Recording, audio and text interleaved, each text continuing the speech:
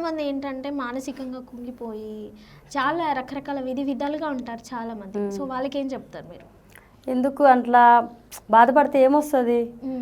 చేయాలి, ప్రయత్నం చేయాలి కదా, ఇంకో స్టెప్ వెళ్ళాలి కదా, వెళ్తేనే కదా తెలుస్తుంది. మనం బాధపడుతూ ఉంటే అట్లాగే అయిపోతా లైఫ్.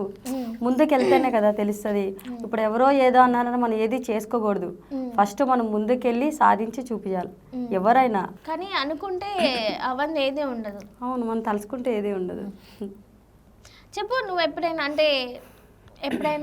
అంటే నువ్వు ఎవరన్నా మాటలకి ఇన్సల్టింగ్గా ఫీల్ అవ్వని అనుకుంటున్నాను. ఎప్పుడైనా ఏడ్చావా? బాగా చాలా బాగా ఏడ్చావు, చాలా బాగా బాధపడ్డావు. ఈ 2 డైలాగులు నీ మైండ్లోంచి మనసులోంచి తీసేయాలి. ఈ 2 డిలీట్ బటన్ నీకు తెలుసు కదా, చాలా బాధపడడం, చాలా ఏడవడం, 2 తీసేయాలి. ఎలాంటి సందర్భాలలో ఏడ్చావు జనరల్గా? అంటే ఎంతసేపటికి ఎదుటి వాళ్ళు అన్నదానికే నువ్వు ఏడుస్తున్నావా? ఇంకా వేరే విషయాలకి ఏం లేదా? లేదు, వెరీ హ్యాపీ, ఫుల్ఫిల్, అంతేనా? ఓకే, మరి ఇప్పటి నుంచి డిలీట్ చేస్తావా లేదా? బాధపడము అది జనరల్గా ఇది ఒక డైలాగ్ అంటారేమో కానీ అంగవైకల్యం ఉన్నోళ్ళకంటే అంగవైకల్యంలో ఉన్నోళ్ళని బ్యాడ్గా ట్రీట్ చేసిన వాళ్ళే పెద్ద అంగవైకల్యాలు.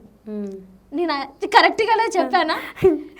ఏమో నాకంత నిజంగా.